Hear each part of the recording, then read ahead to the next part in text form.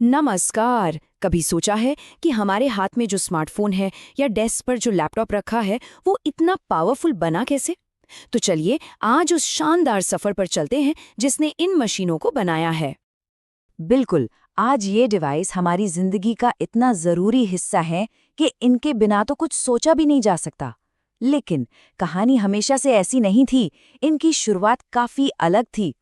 तो सवाल यही है कि एक पूरे कमरे जितने बड़े कैलकुलेटर से लेकर हमारी जेब में फिट हो जाने वाली मशीन तक ये सफर तय कैसे हुआ? इसका जवाब छिपा है कंप्यूटर के विकास में, उसकी अलग अलग पीढ़ियों में। तो चलिए समय में थोड़ा पीछे चलते हैं। हमारी कहानी शुरू होती है 1940s के दशक से, पहली पीढ़ी के कंप्यूटर के साथ। और ये वो दौर था जब कंप्यूटर का मतलब होता था एक पूरा का पूरा कमरा। इस पीढ़ी की जान थी वैक्यूम ट्यूब्स। सोचिए, कांच की छोटी छोटी ट्यूब्स जो बिजली के बहाव को कंट्रोल करती थीं। और ENIAC जैसे शुरुआती कंप्यूटर में ऐसी हजारों ट्यूब्स लगी होती थीं, बिल्कुल एक बहुत बड़े दिमाग की न्यूरॉन्स की तरह। लेकिन इन वैक्यूम ट्यूब्स के साथ दिक्कतें भी बहुत थीं। ये मशीनें इतनी बड़ी थीं, इतनी ज्यादा बिजली खाती थीं और इतनी गर्मी पैदा करती थीं कि पूछो मत। ऊपर से ये भरोसेमंद भी नहीं थीं, मतलब कभी भी खराब हो जाती थी। तो जाहिर है एक बेहतर सॉल्यूशन की जरूरत थी। और फिर आया एक जबरदस्त बदलाव। दूसरी पीढ़ी ने एक ऐसी नई चीज पेश की जिसने कंप्यूटिंग की दुनिया को हमेशा के लिए बदल कर रख दिया। वो छोटी सी चीज थी ट्रांजिस्टर। इसने वैक्यूम ट्यूब की जगह ले ली और नतीजा, कंप्यूटर छोटे, तेज, ज्यादा भरोसेमंद और हाँ, कम बिजली खर्च करने वाले बन गए। ये सच में एक गेम चेंजर था। देखा जाए तो ट्रांजिस्टर हर मामले में बेहतर थे। साइज में छोटे, गर्मी कम पैदा करते थे और कहीं ज्यादा भरोसेमंद थे। और इससे कंप्यूटर की स्पीड में भी जबरदस्त उछाल आया। अब काम मिलीसेकंड के बजाय माइक्रोसेकंड में होने लगा था। सिर्फ हार्डवेयर ही नहीं, सॉफ्टवेयर में भी तरक्की हो रही थी। कोबोल और फॉर्ट्रैन जैसी हाई लेवल प्रोग्रामिंग लैंग्वेजेस ने प्रोग्रामर्स के लिए मशीन से बात करना बहुत आसान बना दिया।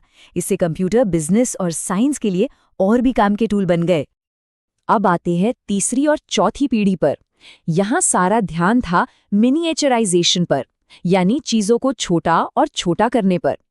इन दोनों पीढ़ियों को हम एक साथ देख रहे हैं क्योंकि इनकी कहानी एक ही है, कैसे ज्यादा से ज्यादा कंप्यूटिंग पावर को छोटी से छोटी जगह में पैक किया जाए। तो ये सब हुआ कैसे? पहले आया इंटीग्रेटेड सर्किट यानी IC, जिसने एक चिप पर कई ट्रांजिस्टर डाल दिए। फिर VLSI टेक्नोलॉजी ने हजारों कंपोनेंट्स को एक चिप पर फिट कर दिया। और आखिर में आया माइक्रो प्रोसेसर, जिसने तो कमाल ही कर दिया। एक पूरा का पूरा CPU एक सिंगल चिप पर, और बस यहीं से पर्सनल कंप्यूटर की क्रांति शुरू हुई। इसका सीधा सा मतलब था कि कंप्यूटर अब सिर्फ बड़ी बड़ी कंपनियों या सरकारों के लिए नहीं थे। वो अब आम लोगों के घरों और दफ्तरों तक पहुंच गए। और इससे हमारे काम करने, सीखने और मनोरंजन के तरीके में एक बहुत बड़ा बदलाव आया। और अब हम आ गए हैं पांचवी पीढ़ी में, जो 1980 से लेकर आज तक चल रही है। इस पीढ़ी का असली मकसद सिर्फ तेज कंप्यूटर बनाना नहीं है, बल्कि ऐसी मशीनें बनाना है जो इंसानों की तरह सोच सके। और ये मुमकिन हुआ है ULSI टेक्नोलॉजी की वजह से, यानी अल्ट्रा लार्ज स्केल इंटीग्रेशन। इस टेक्नोलॉजी की बदौलत एक छोटी सी चिप पर लाखों बल्कि अब तो अरबों ट्रांजिस्टर्स फिट किए जा सकते हैं। और यही चीज़ हमारे स्मार्टफोन को इतना ज़्यादा पावरफुल बनाती है। आज के कंप्यूटर सिर्फ हिसाब किताब नहीं करते, वो AI की मदद से सीखते हैं, जैसे हमारे स्मार्ट असिस्टेंट। वो हमारी भाषा को समझते हैं, तभी तो हम उनसे बात कर पाते हैं। ये सब मुमकिन है पैरेलल प्रोसेसिंग जैसी टेक्निक्स की वजह से, जो एक साथ कई काम कर सकती हैं। तो इस पावरफुल टेक्नोलॉजी के फायदे तो बहुत हैं, लेकिन इसके साथ कुछ गंभीर चुनौतियां भी हैं।